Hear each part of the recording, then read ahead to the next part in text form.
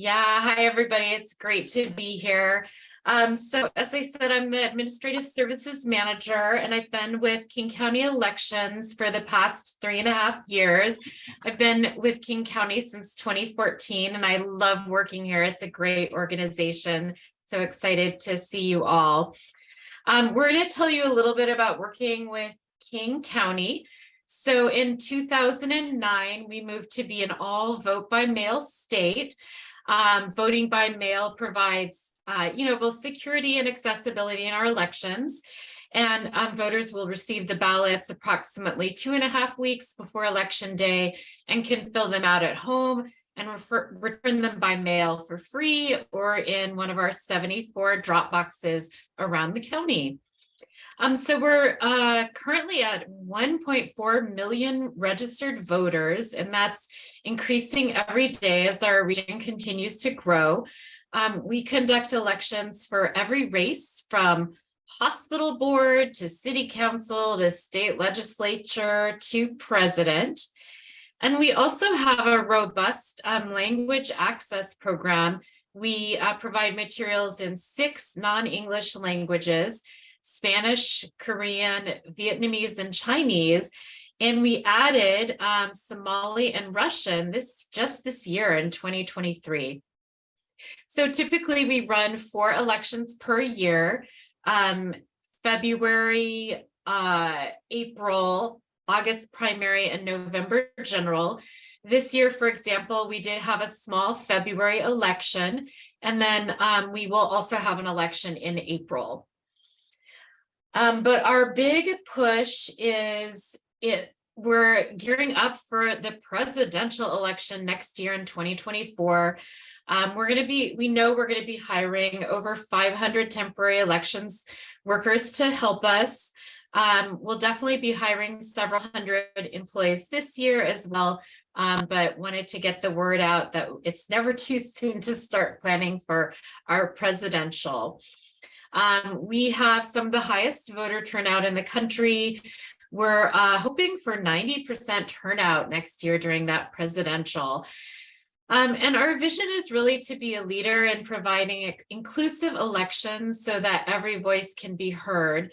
And we intentionally build like an equity lens in our work. We're always on the lookout for ways to reach historically disenfranchised voters and remove barriers to voting. And so then we have Jeremy Rivera with us today, who does the bulk of our temporary elections worker hiring. So I'm going to turn things over now to Jeremy. Thank you, Shawn, and thank you everybody for joining us today for this. We're really excited to give you information regarding our positions at elections. Our temporary positions are what they are, temporary elections positions. And so through each election, we'll hire, as Shawn mentioned, several tens to hundreds of people to help us out with different aspects of the elections process. So different positions that we have available at elections. What's up on screen for you is part of our customer service base, our voter services and registration. So this may be out in our vote centers, doing data entry, providing customer service, registering people to vote. These teams are responsible for ensuring that we have all the people ready to vote and making sure that they're registered and providing the best customer service we can. Our number one thing that we tell all of our elections workers is the best thing you can do is provide customer service. We're constantly handing out our contact us cards in order to ensure that we're giving all the proper information that we can to our voters and also to the general public, giving resources that are generally available for them as well. Next slide, please. We also have our ballot processing, or really our election services work group. Cole is part of that, and he'll be part of the panel this afternoon to talk a little bit about that, I think. But with ballot collection, we have folks that are going out to one of our 74 drop boxes that we have available. I think Cole might be able to correct me if I'm wrong on this, but with our ballot drop boxes, we have one ballot drop box within about 2 miles of our residence. So they have the ability to vote. They do have the ability to go to our drop boxes, and it is providing equity to our communities, ensuring that they have that available for them to be able to drop those ballots off in our boxes. What our ballot collection teams do is they go out to these drop boxes on a daily basis to collect those ballots. We fill up bins upon bins, especially during a presidential year. I have unloaded one of these boxes, and I think we filled up 4 of those carrier bins full of ballots, and it's super fun. On election night, you're also assisting in collecting and providing customer service at our Dropbox sites. Tuesday nights, on those election nights, you're there until about 8 o'clock at night, and you're calling out the times. It is an exciting time. We tend to do a little dance. We do a lot of singing. We provide that kind of customer service while we're out there. We're yelling out 5 minutes left. And then when 8 o'clock rolls around, we're saying 8 o'clock, this box is closed. And that is our cutoff time when it comes to ballot collection on election night itself. But this is a really fun work group to work with, whether you're being a driver with one of those vans that you see there in the picture, or if you're closing that drop box, or you're assisting that driver with collecting those ballots.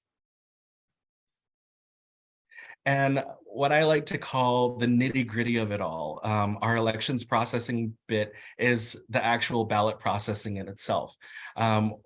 This part right here, we're showing our bins of ballots that we've collected from the United States Postal Service. So when you are dropping those ballots off in the mail, we are going out to our local post office to collect them. So they're trays upon trays. Sometimes there are these big pallets of ballots that we're receiving from our public and from our citizens.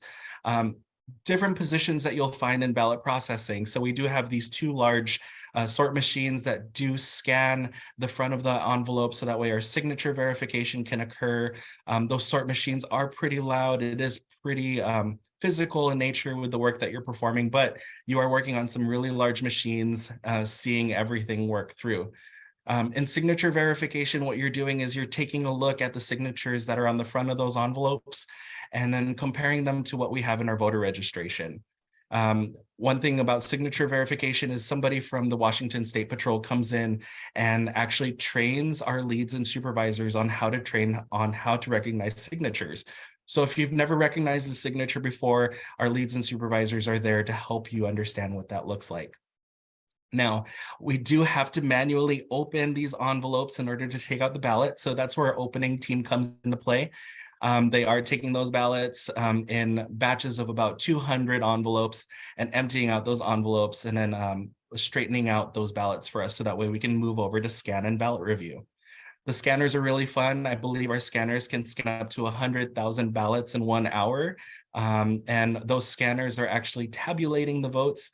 And then anytime that we see any discrepancies in how somebody voted, that's where a ballot review team comes into play.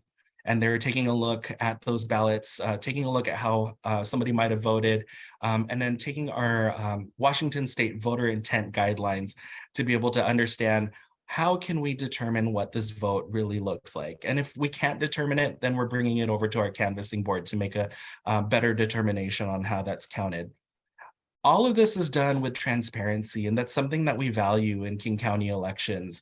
If you ever wanted to come over to our elections building to come see the process during an active election, we do have a loop that you can walk around and you can see every bit of this process. On election night, if you happen to see one of our folks out there at a drop box, make sure that drop box is open, obviously. But at 6:30 p.m., 7 o'clock p.m. on election night, sometimes it's really great if we have visitors come out and say, hey, I heard about King County elections at some point in time, and support the vote. We'll hand out I voted stickers and really just say hi. So if you have that ability, we do have an election coming up on April 25th. If you come to one of our drop boxes and see one of our staff members, come by and say hello, because we do like having visitors while we're out there. One thing I like to highlight about King County elections is, for me personally, I was a temporary elections worker straight out of college. You don't need college experience in order to work at King County elections as a temporary worker. Really, it is about being able to use a computer sometimes, maybe being able to use a phone sometimes, really just depending on the work that you're assigned to do. Most of our customer service positions may require you to do some computer work. Other times it's stuff that we will be training on the job as you become familiar with the position. We do have some minimal data entry skills that we are asking folks to be able to test into if you are interested in a position with us. But aside from that, we do give a lot of training. But with my story being said, I started out as a temporary elections worker after college. Thoroughly enjoyed it. I went through 2 cycles of elections and then eventually found my way into King County into a career service position. King County definitely opens up a lot of avenues for that, especially if you've started out as a temporary worker, or even if you go straight right into an admin position or any other position we have available. There are definitely plenty of opportunities available out there, regardless of whether you have the college education background or not, or maybe even the volunteer background that's available to you. So if you are 18 and older by the time our next election comes up and that we are hiring for, we definitely would love to see your application with us, and hopefully we might be able to bring you on board here at King County Elections. Any questions?